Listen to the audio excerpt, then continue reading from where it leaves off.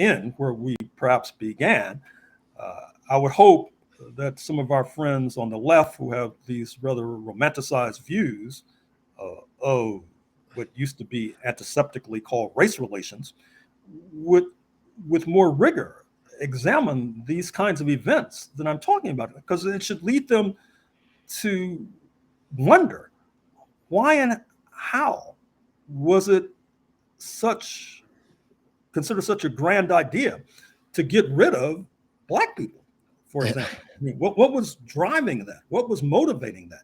I mean, if they are correct with regard to 1776 being this great leap forward for humanity, well, then why at the same time, for decades afterwards, was there this idea to get rid of all the Black people? Exactly, yeah. Perhaps maybe it wasn't a great leap forward for humanity. Perhaps it was a great leap forward for Europeans, perhaps. Like ants in a colony, organize the wealth into a socialist economy. A way of life based off the common needs. And all my comrades is ready, we can spread the scene. And all my comrades is ready, we can spread the scene. And all my comrades is ready, we can spread the scene. Hello, everyone, and welcome to another Subversive History interview. Today, we are ecstatic to host the return of one of our favorite guests, Professor Gerald Horne. Professor Horne joined us last year to discuss his newest work, Armed Struggle, Panthers and Communists, Black Nationalists and Liberals in Southern California through the 60s and 70s. You can find that full interview on our channel. Today, we will be discussing his 2015 book, Confronting Black Jacobins, the United States, the Haitian Revolution, and the Origins of the Dominican Republic. For those that have been following the channel, we have been doing a number of interviews on Haitian history, and today we'll be continuing that series, drawing upon the expertise of Professor Horne. Previous interviews focused more on Haiti's contemporary and 20th century history, but today we'll be focusing on the Haitian Revolution and the response it elicited from the United States and other colonial powers. And Professor Horne's book is a fantastic resource for that subject. I would also like to mention that last week was Professor Horne's birthday, so Subversive History would like to wish him a very happy birthday. Professor Horne, thank you so much for joining us again. Thank you for inviting me. Awesome. So obviously we're going to be talking about the Haitian Revolution today. And to begin, I think many people are aware that there was a revolution in Haiti in 1804. However, this was the result of an insurrection that began in 1791. Before we get into the details of the revolution itself, for those that may not be aware, can you describe the conditions of the enslaved population in Saint-Domingue that necessitated such a revolution? Obviously, being the inhabitants of a slave colony is reason enough to revolt, but just to inform those who are unaware of the dire conditions for those who were enslaved there. Well, the dire conditions were driven in no small measure by events that ultimately implicate the United States of America. What I mean is that recall that the settlers in North America, led by enslavers like George Washington, would probably not have triumphed, but for the assistance from France, right, which was striking a blow against its apparently eternal foe across the Channel, speaking of London, speaking of England, speaking of Britain.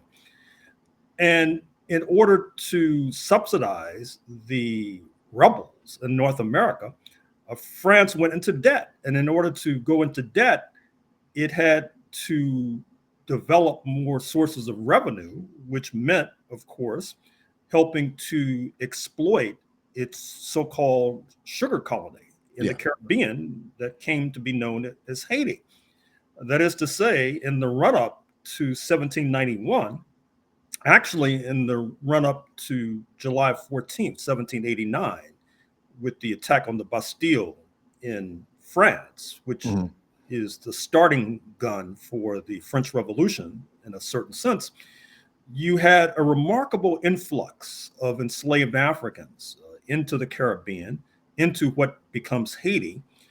And the purpose, obviously, was to develop more sources of revenue, to grow more sugar, for example, which leads to Africans, figuratively, if not literally, dying in the sugar fields from overwork.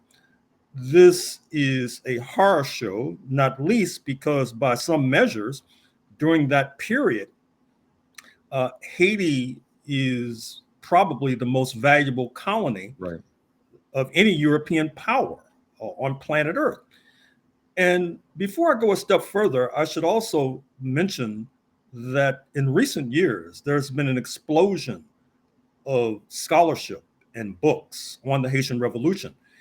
And I think future historians may connect the rise of appreciation of Haiti to a kind of downgrading of 1776. That is to say, I think that there are many in the United States that are finding it difficult to accept the grand narrative of the formation of the United States of America, this great leap forward for humanity, driven by men, the likes of which we have not seen before or since. And yet, we've just witnessed the January 6, 2024 certification of the Trump, quote, victory, unquote, in November 2024. And it's apparent that in the United States, what's happening is that if the right wing loses an election, such as in November 2020, they'll riot, revolt, engage in insurrection on January 6, 2021. And then if they apparently win, everything is cool. It becomes very difficult for many to accept this connection between the Great Leap Forward, allegedly, of 1776 and today's United States of America.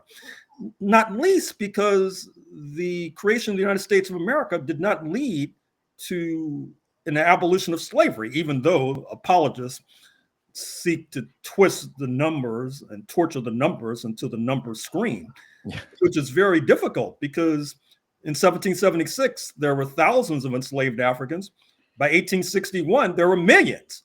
And supposedly 1776 was a blow for abolition of slavery. And not to mention the fact that in 1776, the settlers were along the Atlantic seaboard. By 1861 and the onset of the U.S. Civil War, they had expanded all the way to the Pacific coast, to California, for example, which, of course, as you know, was taken from Mexico during the War of 1846 to 1848. Right. And I think that because of reconsideration of the United States, that has led to an upgrading of the stock of the Haitian Revolution, which, after all, struck a mighty blow against enslavement of Africans. And as I argued in my book, Confronting Black Jacobins, it ignited a general crisis of the entire slave system that could only be resolved with its collapse, including in North America by 1861. And now let me carry forth with my pledge to suggest other books, perhaps even other guests that you may want to speak with. That'd be great. Leslie Alexander of Rutgers, in her book, Fear of a Black Republic, she follows up with some of the points that I make with regard to the U.S. and the Haitian Revolution. There's Brandon Bird of Vanderbilt, who takes the story between the United States and Haiti forward to the end of the 19th century. And of course, both have a starring role for Black Americans in their narratives. And then the Frederick Douglass Prize, which is a very lucrative award given to scholars who write about enslavement and slavery, was just awarded to Marlene Doubt, D-A-U-T, of Yale, and Sarah Johnson of the University of California, San Diego. Marlene, her book deals with Henri Christophe, or Henry Christophe, who was probably second only or third only to Toussaint and Dessalines, embodiments of the revolution. And Sarah's book deals on the flip side with some of the enslavers in Haiti who had very curious connections with the United States of America. And by the way, I've interviewed both, and you can find my interviews with them online. And I'll be actually interviewing Marlene again. I interviewed her, first of all, with regard to an earlier book that she did, and now I'm going to be interviewing her rather shortly about her prize-winning book. So I could go on in this vein because there are scholars who I'm skipping over, to my dismay. But I think the wider point is that scholars are turning their vision to the Haitian Revolution because of its world historic importance. That is to say, not only abolishing slavery, which the so-called grand men of North America were not able to accomplish, but also establishing the first Black Republic, establishing a diplomatic relation with abolitionists in London, which then began to put pressure on enslaving regimes throughout the Americas, for example, and then suffering the indignity of being destabilized, but not only by the former colonial master that is France, but also by the United States of America. And with regard to the former, I'm sure you gentlemen are familiar with the fact that after the triumph of the revolution, the regime in Haiti had to pay a kind of reparations to the former enslavers, which crippled their economy for decades to come. Interestingly enough, to give an analogy, after the British Empire abolished slavery in the 1830s, the enslavers in Jamaica, Barbados, et al., etc., they were paid a kind of reparations too, which was being paid as late as the 21st century, believe it or not. And in fact, that kind of reparations that London paid to these mostly men who were enslavers, then they were able to invest in various enterprises, not only in Great Britain, but in India and all over the world. So these are events of enormous magnitude that we're discussing with regard to Haiti. And once again, I'm pleased to say that they're getting the kind of respect and attention they so richly merit and deserve. Yeah, and a lot of what you said there, like, you know, I'm familiar with some of your work. I've read Counter-Revolution of 1776, and I just feel like this book is such a great dovetail to go from like 1776 and then like post counter-revolution to kind of like further that thesis. The next thing that I'd like to ask you about is the ideological undergirding of the Haitian Revolution. I've read several times that the ideals of the French Revolution, which began in 1789, as you said, with the storming of the Bastille, roughly 2 years before the Haitian War for Independence, were a major influence on the enslaved of the French colony. My question for you is, you know, how much did the French Revolution inspire the Haitian slave uprising? And moreover, is this kind of like a Eurocentric idea that, like, you know, the enslaved of Hispaniola needed like some Europeans to think that like, hey, freedom is a good thing, and like, so I'm curious, like, I read that a lot, that it's like, you know, these ideals, but I'm curious, like, how much did that actually figure into it? Well, shame on me, because in the litany of books on the Haitian Revolution, obviously I should have mentioned the book published in 1938 by C.L.R. James, the Trinidadian scholar and activist, The Black Jacobins. Obviously, my title is a takeoff on his book. And I think that James put forward a thesis that was ripe for misinterpretation. That is to say, he tried to draw a connection between the French Revolution and the Haitian Revolution. I think what he was actually seeking to say was that events in Paris helped to prepare the ground for the Haitian Revolution, insofar as approximately 1793, you had the decision to abolish slavery in the colonies coming from France. And obviously, that's going to have enormous impact in Haiti, which had already revolted against French rule as early as 1791. And I think it's also fair to suggest that you cannot separate these two revolutions in a certain sense. Not only those two revolutions, but as I indicated in my opening remarks, the revolt against British rule in 1776, there is a sort of interrelationship. And to suggest, as your rather sarcastic question indicated, that the Africans and the Caribbean would not have wanted to revolt until they got the word from France, it's almost like saying that they would not have revolted but for the path trod by the rebels in North America, when in fact we're saying something altogether different. That is to say that events in one part of the world can prepare the ground for events in another part of the world. That is to say, as noted, when France goes into debt to support and subsidize the rebels in North America, then that has knock-on effects in the Caribbean. But it would be a bridge too far to suggest that the events in the Caribbean and the idea of freedom for the enslaved comes from France. I mean, these are subtle differences that I trust and I hope I've made clear. Speaking of making clear, I should also point out that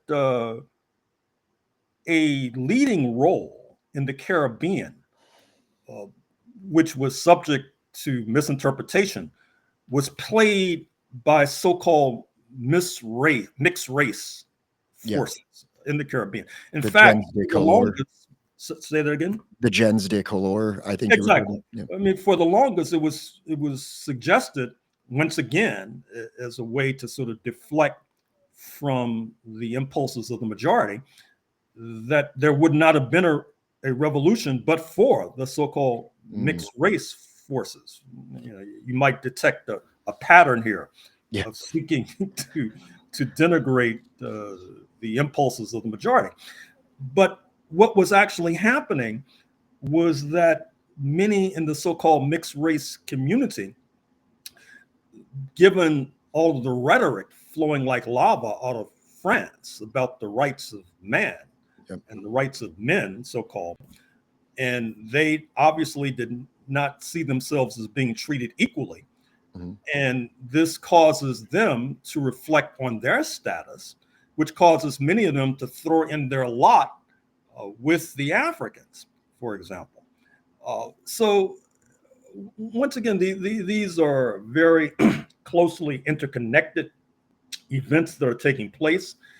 And we would be doing a disservice to history, not only to history, but a disservice to the majority who led the struggle against enslavement by seeking to suggest that the idea would not have arrived but for the inspiration, or but for the instigation, I should say, of the so-called mixed race community or even the Europeans in France.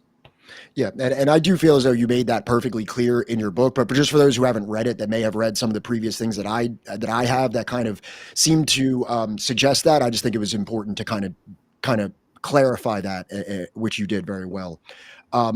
The next thing I'd like to talk about, like obviously this slave revolt, which was comprised of Black people taking arms against their white colonial masters, would elicit a response from the slaveholding Republic of the United States. This happened right in the 1790s, which was during the presidency of George Washington, which you were referring to before as, you know, one of these very much exalted founding fathers. Can you maybe describe like his personal reaction to the slave revolt? You know, because obviously he is one of the founding fathers that stood on freedom and that all men are created equal. You would think that he would be supportive of such an endeavor from his rhetoric. Well, sure. I mean, say that again. Or at least the rhetoric that we hear from a lot of institutions. Exactly. Like, yeah. I mean, so George Washington, whose name graces a state and the capital of the United States of America, whose visage can be found on U.S. currency, as noted, was president at the time of the ignition of the events in the Caribbean that culminated in 1804 with the proclamation of independent Haiti. It's fair to say that he was not pleased with this revolt because, of course, he was a slave owner. I mean, sometimes you get the impression from some of our friends on the left who are trying to rationalize the fact that the United States was supposedly representing a great leap forward for humanity. At the same time, enslavement of Africans was expanding. You get the idea from them that enslavers like George Washington were bent on class suicide, that they came into power so that their major investment in the bodies of enslaved Africans could be liquidated. There is a historian, I believe she's at Rutgers, Erica Dunbar Armstrong, who wrote this book on Oni Judge, the Black woman who was owned by the Washingtons. Right. I've heard about this. Right. And she escaped. And if Mr. Washington was such a closet abolitionist, you would have thought he would have said, right on. Yeah. to escape from my control. But instead, he was like a detective trying to track her down and trace her whereabouts so that he could reclaim his property. And once again, this is just logical. I mean, I think what needs to be adjusted is perhaps this perspective that seeks to claim enslavers as being closet abolitionists. Right. And this is obviously ludicrous. And I'm coming to think that with regard to the descendants, such as myself, of the enslaved population, that some of our friends on the left are obviously not very sensitive to us and how we feel about slavery. But in a sense, they seem to be not necessarily displeased if we, for example, are dismissive of abolitionism, dismissive of Haiti, dismissive of the accurate history, because then that gives them a rationale and excuse to pursue a similar pattern. More to the point, I should say, and to elaborate on the point I made a few moments ago, that the revolutionary regime post 1804, it not only sought an alliance with abolitionists in London, which put wind in their sails, leading to London moving to abolish their role in the slave trade by 1807. I recall in 2007, when under the leadership of Prime Minister Tony Blair, there was the 200th anniversary in London of this momentous decision.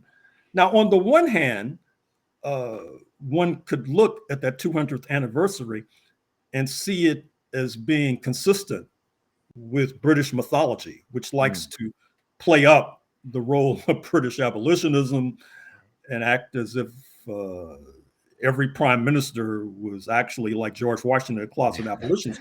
But on the other hand, what I found curious, since I happened to be around in 2007, was that there was this commemoration, because the United States had abolished its role in the slave trade by 2008, under pressure, of course, from London and Haiti.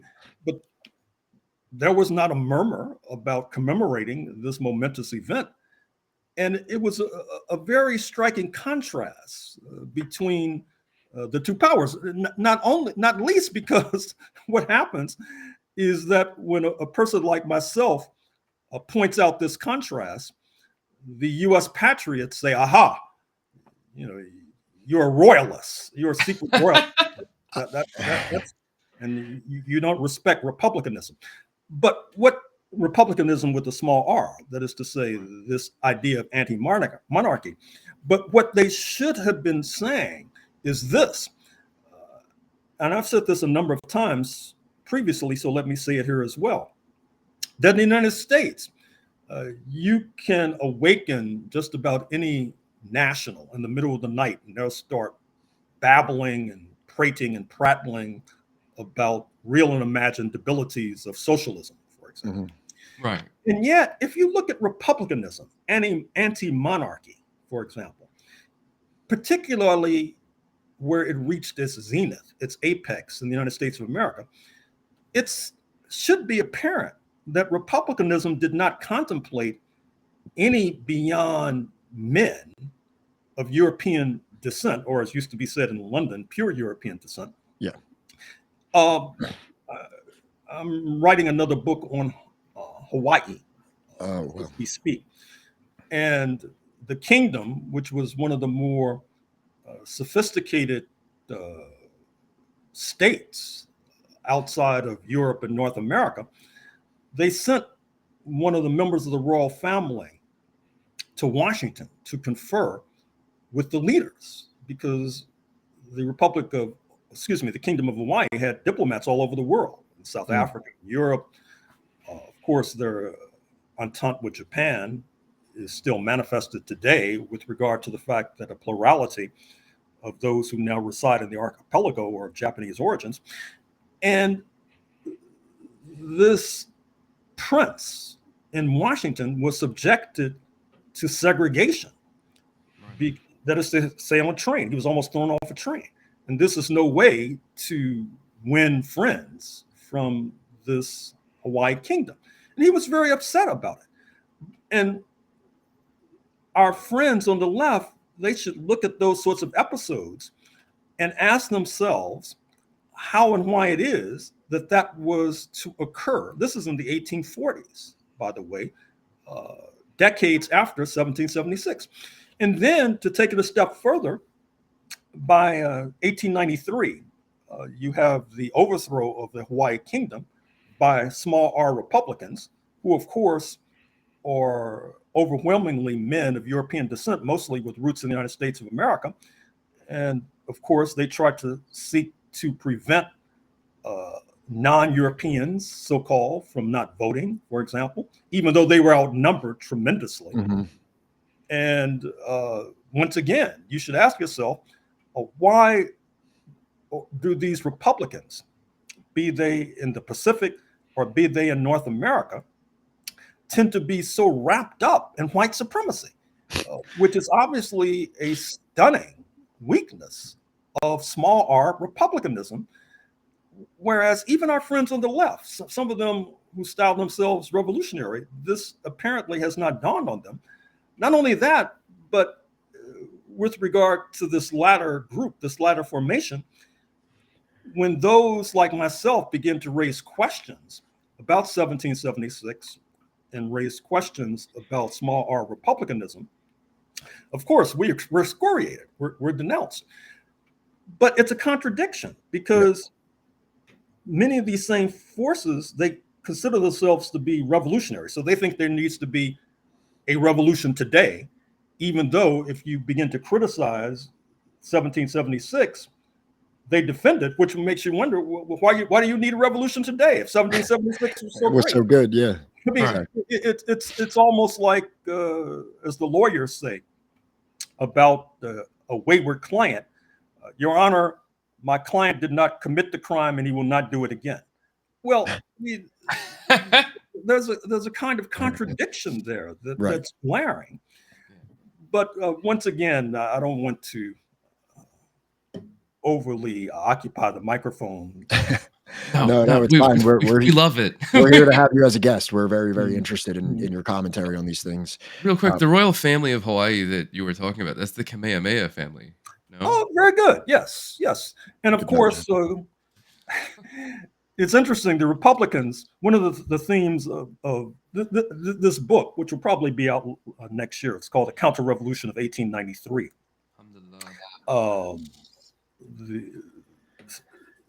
The Counter-Revolution of 1893, the Hawaii coup, and the roots of U.S. imperialism in Asia and the Pacific. One of the points that I'm going to make in this text is that the indigenous of Hawaii, they were a very tough nut to crack. I would say that in terms of the indigenous people that were conquered in the process of creating the United States of America, militarily, from my point of view, the toughest nut to crack were probably the Comanches of what is Texas, and the Apaches of West Texas and East New Mexico. But politically and diplomatically, the toughest nut to crack was the Hawaii Kingdom, because as I said, they had diplomatic relations all over the world. They were trying to establish relations with a rising Japan. They were trying to establish relations with Russia as a way to keep from being overthrown. And I don't think that what I'm talking about now is necessarily incongruent with our ostensible subject, which is the Haitian Revolution, because at the same time that I'm talking about Hawaii, I'm obviously raising questions about the nature of the United States of America. Right. Of course, is the underlying theme of my book on the Haitian Revolution. Right. Absolutely. Okay. So The opening line of your book states that a specter was haunting the slaveholding republic, the specter of an invading army of vengeful Africans, which is obviously an ode to the opening line of the Communist Manifesto. I find this parallel that you draw between the fear of slave revolution and the fear of communist revolution extremely apt. In your book, you quote Lord Grenville of England, who referred to the uprising in Hispaniola as a contagion, which is reminiscent of the Cold War domino theory, which posits that if one nation becomes communist, it will spread to other nations as if it were a disease. Can you further elaborate on the through line between elite reactions to slave revolts and communist revolutions that would come in the future? Well, certainly property is at issue in both instances. That is to say, with the Haitian Revolution, in particular, the knock-on effects, you had the expropriation without compensation of private property. In fact, in some of my subsequent work, I've drawn an analogy akin to what you've just done, between the revolts against slavery and the reaction therein and the socialist revolutions of the 20th century, because both involve expropriations of private property, or at least are thought to involve an expropriation of private property.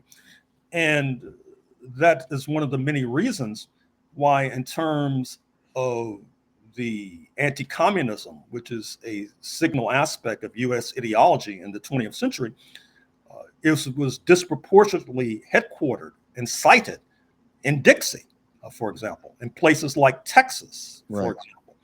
Just like if you look at the miscreants who tried to execute a coup on January 6, 2021, they were disproportionately from Dixie, not only from across the river in Virginia, which is understandable given its proximity to Washington, but from Texas and Florida, for example, leading some historians to suggest that if you look at the US Civil War and the final overthrow of enslavement, that the so-called Confederate States of America were defeated militarily, but prevailed politically. Insofar as we're still enduring the after effects of their political strength, of the political strength of the right wing and what could fairly be called neo-fascist forces in places like Texas. And this raises a theme, and let me introduce it here, of my latest book, which is entitled African Americans and a New History of the United States of America. And a theme of that recently published text is that the descendants of enslaved Africans, not to mention the enslaved Africans in the first instance, were involved in class struggle. That is to say, seeking to overthrow slavery, even revolutionary class struggle, not only protesting against horrible working conditions, not to mention being unpaid, but seeking to overthrow regimes. But at the same time, settler colonialism, this system established English style in what they called North Carolina in the 1580s, was based on class collaboration. That is to say, if you look, as I do in my book on the 16th century, on those who crossed the Atlantic, sponsored by the 1% in London in the 1580s, it was a heterogeneous mixture of shopkeepers, of workers, of lumpen elements, etc. And of course, if you look at January 6, 2021, you also find a heterogeneous mixture. Of CEOs flying in on private planes, declassed elements, police officers, confused workers, lumpen elements once again. And of course, if you try to understand the Trump base, 75 million strong, there was an article in the Washington Post I was just reading on the front page that said, poor Euro-Americans in, I think it was a place called Newcastle. I can't recall if that's Pennsylvania or Delaware. But they were, after voting for Trump, they were worried that he was going to cut their benefits. And as you're reading this article, it was like, a few weeks after voting for this guy, you're worried that he's going to cut your benefits. Maybe you should have rethought in the first place. But of course, silly me. What I should have said was that this is the power of class collaboration, Right. which generates a very unique and peculiar ideology that oftentimes causes people who know better to think that those at the top of the economic pyramid will also protect their class interests. And of course, if you go back to the origins of class collaboration and settler colonialism, we should be clear. There were a number of Europeans who did benefit.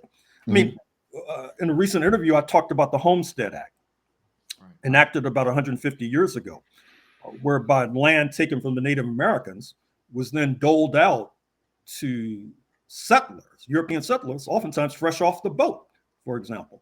And then as we begin to scrutinize these college football playoffs, we recognize that with the stealing of the land of the Native Americans, you had the creation of these land grant universities, which oftentimes limited the student body to students of pure European descent, as they say in London, and ditto for professors. And so we would be remiss, we would be misleading if we were to act as if only the 1% benefited from settler colonialism. I mean, I talk in my book on Texas about the removal of the Cherokees from the southeast quadrant of North America, present day Georgia, for example. And the Cherokees in particular, they tried to assimilate. Many of them became Christians, sedentary agriculture. They even owned slaves. Slaves, yeah. But they still had to go. And into their mansions, oftentimes were moving poor Europeans, for example. Some of them were fresh off the boat. And so this is the reality, the rather ugly reality of the United States of America. And we can only salute the folks in Haiti and the Caribbean who began to upset that apple cart between 1791 and 1804 by striking a mighty and mortal blow against enslavement, which then helped to ignite events that lead to, for example, my speaking to you today. Absolutely. Yeah. There's a through line there. So now to kind of discuss like the material response of the colonial powers to the successful revolution in Haiti post 1804. One thing that I had always read that prior to reading your book, I was under the impression that France, the US, and Britain were largely unified in their economic embargo against Haiti. However, after reading your book, I learned that this trade situation was much more complex than I initially thought. Can you kind of explain the countervailing imperial interests that complicated Haiti's trade with these nations? Well, first of all, you have to understand colonialism and what in London was called imperial preference. That is to say, that part of the advantage of having a colony is that you could prevent the colony from trading with partners outside of London, for example. Right. And so if you look at the Caribbean, it was a European lake.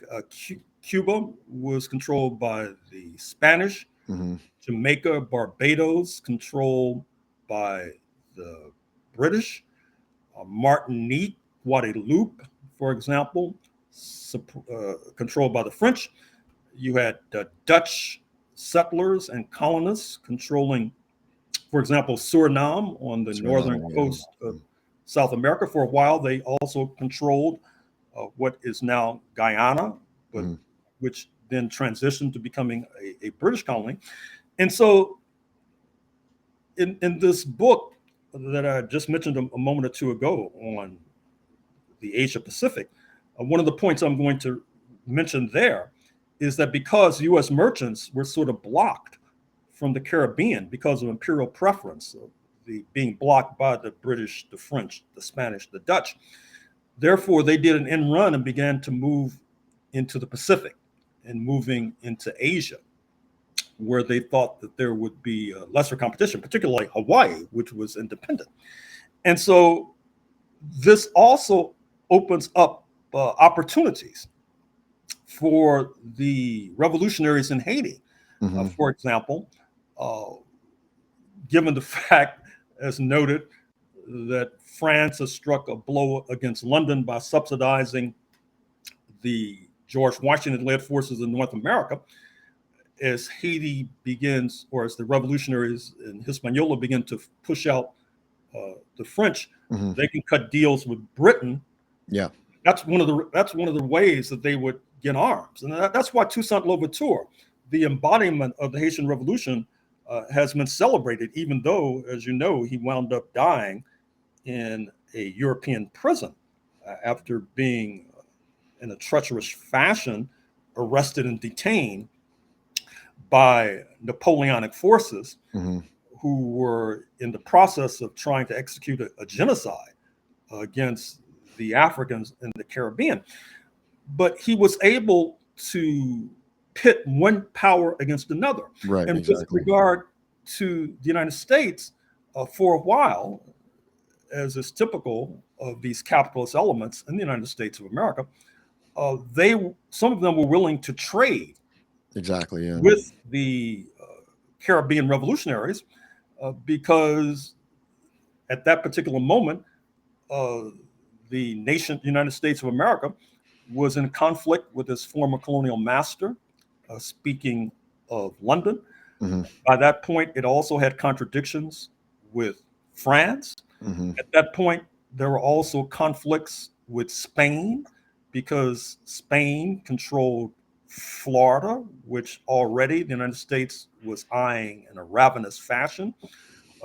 Spain also controlled territory that now includes what is now Natchez, Mississippi, due north of New Orleans along the Mississippi River.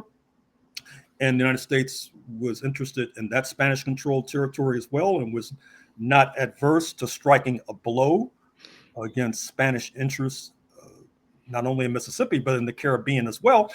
And I think that what the Haitians did at the end of the 18th century and the beginning of the 19th century is a kind of masterclass in how a poor grouping can maneuver against more powerful groupings, which is something that to a certain degree has been lost, particularly by descendants of enslaved Africans. In other words, you try to play off one group against another. You try to give one group advantages to the disadvantage of another. Right. And then you try to get these two powerful groups to be at each other's throats. Right. And that's a central lesson of the Haitian Revolution, and how this small Caribbean nation with a population of about maybe 500,000 was able to triumph and defeat successively powerful European militaries, be they British, be they French, be they Spanish, because they were playing one off against another. And that is a lesson to behold. For sure, for sure. Johnny, did you have anything to add, or? I just thought, like, especially during, like, I think midway through the book, how this maps into, like, contemporary expressions of xenophobia within, like, American culture when it comes to people fleeing, like, enemies of the U.S. state, while simultaneously the U.S. is attempting to engage in trade with them. Like, my big personal example that, like, jumped out to me was, like, a post-Nixon China. Like, would you say that's at all, like, kind of accurate? How, like, that they're denouncing it publicly on a world stage, everything that, like, this country stands for, and how it's like, this great domino threat, to the rest of the Caribbean. But at the same time, they're privately, like, you have some very nice textiles. Trade, like, no, like, I don't know. That's what jumped out to me. I was wondering if you, like. Well, sure. I mean, I'm happy you mentioned China. That's another project I'm working on, which is U.S.-China relations, and this has come to the fore most recently with the death of the now sainted Jimmy Carter, because he made a very profound decision in December 1978 to invite to the United States for a 9 to 10 day visit paramount Chinese leader Deng Xiaoping, And of course, China at then had conflicts and contradictions with their erstwhile comrades in Moscow. If you're, I won't divert and digress into an analysis of Moscow-Beijing relations, but I will say that Washington, in particular National Security Advisor Zbigniew Brzezinski, thought that he could play off one against the other. In other words, like Toussaint was doing at the end of the 18th and the beginning of the 19th century, play off Beijing against Moscow. And of course, what happens is that the US thought that China would be a source of cheap labor forevermore, which leads to the transfer of entire US manufacturing facilities across the Pacific to China. But of course, what instead has happened is that they helped to inadvertently create this juggernaut, which is now challenging the United States with regard to the automobile industry, BYD versus GM and Ford, with regard to the insanely lucrative aircraft manufacturing industry, COMAC, COMAC of China versus Boeing, which of course is notorious now for its horrific accidents. Yeah. And now has led to serious discussion of a war between China and the United States, launched by the latter. So certainly, I think part of the problem is that the U.S. authorities oftentimes are not able to think on a long-term basis. They think on a very short-term basis. And I think in the case of China, they likely underestimated the capabilities of the Chinese, which is striking because in my book on Hawaii, China plays a major role because at the same time that the United States was moving into Hawaii, they were trying to move into Southeast Asia generally.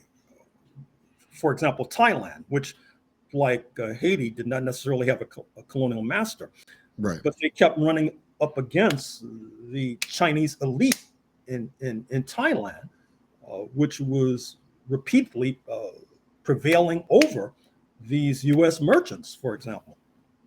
So once again, excuse that digression, but look forward to those future books. We very much are. We very much are. One thing I found really interesting while reading your book here was, when reading about the Haitian Revolution, whether it's on Wikipedia or contemporary history books, it is often mentioned how the revolutionaries mercilessly slaughtered all the white people they could get their hands on. However, your book describes a much more nuanced understanding of the artificial racial category of whiteness on the part of the Haitians. To quote on your book, you said, Black was defined expansively, unlike white, to mean those that rejected both France and slavery, meaning that even a white person could be defined as Black as long as he or she repudiated the logic of slavery that intended that only whites should rule and Africans should serve. Can you elaborate on this expansive concept of racial citizenship in post-revolutionary Haiti? Well, I think also in that book that I talk about a core of what we would now call Poles. Yeah. Who found themselves fighting against the revolutionaries, but decided to seek an accommodation with the revolutionaries, and of course were allowed to not only exist, but to thrive, for example. That is to say that it's very curious that nowadays we have many of our friends on the left who happen to be European extraction, routinely rail against what they call identity politics, when actually the identity politics they should be fixated about and focused on is this artificial identity of whiteness, which, as I talk about in my book on the 16th century, was kind of a war-fighting identity. It was an attempt by English Protestants to circumvent the hegemony of Iberian Spanish Catholics by augmenting the Protestant ranks by moving from religion to race as a marker of society, allowing them to incorporate into their legions when they crossed the Atlantic those they had previously been warring with, such as Irish Catholics, for example. And then expanding the remit to include German Catholics, French Catholics, others are too numerous to mention. Yeah. And likewise, with regard to Haiti, which is sort of the flip side of what I've just been discussing, they were trying to create a more inclusive identity, but alas, they were still doing it within the confines of racial categories. Right. But at least it was an attempt to do an end run and to circumvent this process of whiteness. But having said that, it's also fair to say, as I think I do say in this book, that in the 19th century, pre-1865, the naive reader or viewer or student might have thought that the official name of Haiti was Horrors of Haiti. Because right, yeah. what happens is that it does turn the world upside down, in a sense. That is to say, whereas you had enslavers who thought that it was just a fact of nature and a fact of reality that you could go into West Africa and handcuff any person you saw and drive them across the Atlantic and get them to work for free, that process did not work in Haiti. And in fact, if you sought to be so presumptuous as to attempt that kind of activity, you could find yourself executed, for example. And so it turns the world upside down. Mm-hmm. And as is oftentimes said today, those who are accustomed to privilege oftentimes find equality to be both baffling and infuriating. Mm. And you see that dramatically with regard to events in the Caribbean in the early part of the 19th century. Something else that I found extremely interesting when I was reading your book, you have a chapter of your book dedicated to the U.S. Civil War. In this chapter, you state that Dixie's idea of seizing the entirety of Hispaniola and re-enslaving most, if not all, was part of a campaign that predated secession and indeed was seen as a necessary strengthening before the attack on Fort Sumter. Can you further elaborate on the southern slaveholding states' desire to re-enslave Haiti to strengthen them against the Union? Like even before you say that it was before secession. So like even like a higher priority than seceding was to re-enslave Hispaniola. Well, just as I was explaining with regard to imperial preference, that there were restrictions on U.S. merchants in going into Cuba because the Spanish were in control, or going into Martinique or Guadeloupe because the French were in control. There were restrictions on going into Cuba to seize Africans because the Spanish would have objected, or going into going into Martinique or Guadeloupe to seize Africans, but because the French were in control. But the idea dawned on Minnie and Dixie, why go thousands of miles to Africa to seize Africans when right in your vicinity are Africans in Haiti, for example. Now, to show that progress is reality, the verb re-enslave is hardly employed today, but it was part of common linguistic currency in the mid-19th century. And that was what Haiti had to guard against, the idea that not only would their government be overthrown, but the denizens, the nationals, would then be enslaved, for example. This was a very distinct and real possibility. But once again, to turn the coin over, once the U.S. Civil War begins, the United States finds out who its friends are, because as the saying went, there were so many fans of republicanism, North American style, that they would like to see two Republican entities in North America, the Confederate States of America and the United States of America. And so therefore, Britain, despite abolitionist strength, was rather wobbly with regard to its support of the Lincoln government. Likewise, in Spanish Cuba, there was suspicion of both entities. There was obviously suspicion of the United States of America because in the 1850s, there had been so-called filibustering expeditions from the United States into Cuba to overthrow the Spanish, which Washington winked at. And I could go down the list with regard to French as well. But the Haitians stood by the United States of America because they saw it in terms of these two entities, the Confederate States of America and the United States of America.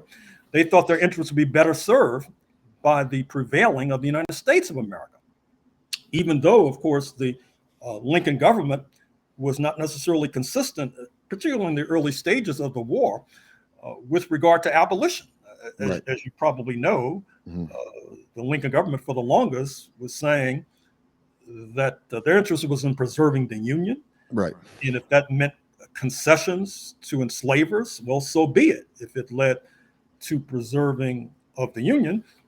But of course, events spun out of control, and the Lincoln government, in order to save its skin, found that the better part of wisdom was to issue the Emancipation Proclamation, effective January 1st, 1863, which of course did not necessarily abolish slavery in those jurisdictions where the Lincoln government prevailed, but it abolished slavery where they didn't prevail, because then that would serve as an incentive for these Black men in particular, up to about 200,000 strong, who then joined the Lincoln government's military and then inflicted mighty blows against the Confederate States of America, thereby leading to their ultimate defeat by the spring of 1865.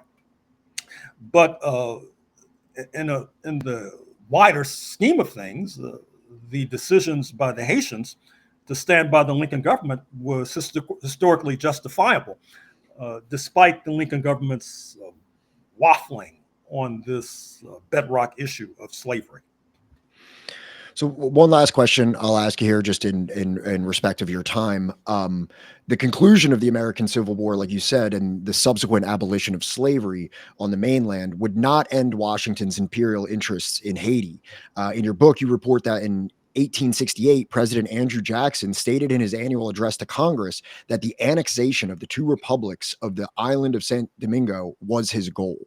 So, I mean, like, even after this, like, ostensible abolitionist movement from the United States, this didn't do anything to deter the desire to annex Haiti, correct?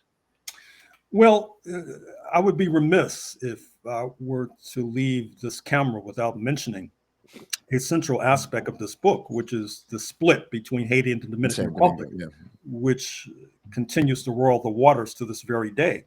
I argue that the split was in part engineered by Washington in an early exemplar of covert action. However, it then unleashes this round robin of conflicts between the neighbors that share this small island. And given the fact that the DR is one of the few nations that argues that its independence and sovereignty is based upon a revolt against a Black-led republic, speaking of Haiti, this has injected into the discourse of the DR a certain amount of anti-Blackness, a certain amount of color phobia. I mean, for example, after we finish our interview, you may want to look at before and after pictures of the Dominican baseball slugger, Sammy Sosa. Right, I've seen him. He used to be as dark as myself, but now has a melanin content akin to yours. Yep. It's not just an individual decision that comes out of a culture, it comes out of a history. For example, you still, to this very day, have the persecution of dark-skinned Dominicans on the premise that they're actually Haitians, for example. This is part of the legacy of history, which then brings me more pointedly to your inquiry, which is that post-U.S. Civil War, and this should not come as a surprise to those who paid attention to my previous remark about the waffling of the Lincoln government on slavery, there was still reigning this idea of getting rid of these U.S. Negroes. And so part of the idea was to ship our ancestors to the Caribbean. And to Liberia, right? Of course, Liberia had been started circa 1822, 1823. initially Liberia was supposedly to be the repository for free Negroes because they were being blamed for slave revolts, just like we talked about how they were blamed for the Haitian Revolution.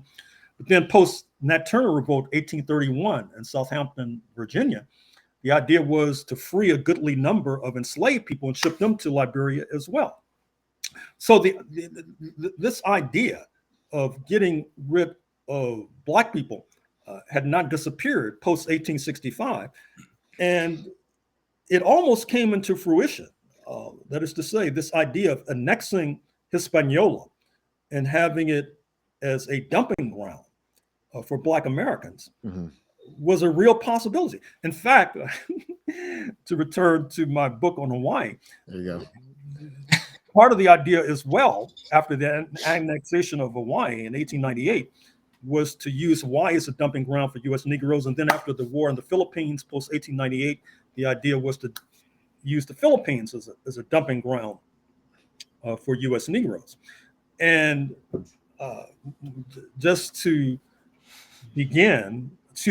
end where we perhaps began, I would hope that some of our friends on the left who have these rather romanticized views of what used to be antiseptically called race relations would, with more rigor, examine these kinds of events that I'm talking about, because it should lead them to wonder why and how was it considered such a grand idea to get rid of Black people, for example. I mean, what was driving that? What was motivating that? I mean, if they are correct with regard to 1776 being this great leap forward for humanity, well, then why at the same time, for decades afterwards, was there this idea to get rid of all the Black people? Exactly, yeah. Perhaps maybe it wasn't a great leap forward for humanity. Perhaps it was a great leap forward for Europeans, perhaps. Perhaps it has more than the price of tea, and monarchical despotism that, maybe played a little bit less of a role than they would hope. But perhaps. Not everybody can be like one of the greatest living American historians of our time. And I just want to thank you again so much for giving us your time. Yeah. Thank you so much, Professor Horne. I do just want to say one thing to end this interview. I just want to read out one of your closing remarks from the book, because I think it's important for us and for everyone listening to this. You state, Africans in particular and the international working class in general owe a massive debt of gratitude to the Black Jacobins of Hispaniola. And I would just like to acknowledge that as a member of the international working class, that we extend our gratitude to the Black Jacobins of Hispaniola and the revolutionary example that they set, and also our immense gratitude to you as well for not only writing about it, but also coming on here to have this conversation with us. We are very, very grateful to have you. I'm happy that you mentioned that point about the working class, and shame on me for not saying as much, because when you had the abolition of slavery, you helped to erode the possibility that an enslaved section of the working class could drive down the wages and working conditions of the paid sector of the working class. And so, as historians like to say, it's not accidental that with the abolition of slavery in the United States, voila, you had the struggle for an 8-hour day. You had the rising of unions, for example, initially just unions of skilled workers, eventually unions of skilled and unskilled workers. And so the Haitian Revolution needs to be seen as a mighty blow in favor of the working class. Right. And in that sense, a compliment to the advances of the working class in the 20th century, now in jeopardy, I'm afraid to say, in the 21st century. Absolutely. I think that's a very, very poignant and critical point that you made there of for all these people that are maybe orthodox Marxists or things like that, that believe that this revolutionary kind of rhetoric began with the Communist Manifesto or the writings of Marx. We have to recognize the precursors of such things, which we can draw very critically to the Haitian slave revolution. I'm happy to say that you mentioned that because I would have been flagellating myself if we had ended this interview without this point being made. Well, I'm very happy that we could come to that and that we could go through all of these questions here. Again, I'm so grateful that you're able to come on here and speak to us. We are looking forward to your books that you mentioned, your book about China, your book about Hawaii. And when we get them, we'll certainly read them and maybe we'll reach out to you to have a conversation about it. Well, and let me also mention the one that just dropped a day or two ago, African Americans in a New History of the United States of America, which in many ways expands upon many of the themes we've been discussing in the past hour or so, particularly the role of class struggle amongst the unpaid sector of the working class, the role of class collaboration in terms of the formation of settler colonialism, how they mix like oil and water, and how internationalism has been the way we've been able to square the circle, break the logjam, lengthening the battlefield. For example, the unpaid sector of the working class in North America reaching out to its comrades in the Caribbean, reaching out to its comrades in Europe, its comrades in Asia, its comrades in the Asia Pacific. Yeah, that also sounds incredible. That one's not even on your Wikipedia yet, so it must be brand new. I said in the opening that the last time we spoke, we talked about your newest book, which was your book, Armed Struggle, and I was under the impression that was your newest book. It hasn't even hit your Wikipedia yet, so that one must be pretty new. Feel free to add it. Okay, I'll do my best. I'll throw it on there. But yeah, I'll probably be getting myself a copy of that book, and I'll be watching excitedly for the other books that you're working on. Right on. Thank you so much, Professor Horne. We really appreciate it. Don't run around here trying to make friends with somebody who's depriving you of your rights. They're not your friends. No, they're your enemies. And treat them like that and fight them, and you'll get your freedom. My repertoire is USSR. Be a low style, be a low style, got thrown out the car. Lies with subversive plots. They'll call you an extremist or subversive or red radical. Lies with subversive plots. Red radical. And fight them. Capitalism and democracy. Capitalism and democracy are not synonymous. We group itself like ants in a colony. Organize the wealth into a socialist economy. A way of life based off the common needs. And all my comrades is ready, we can spread the scene. And all my comrades is ready, we can spread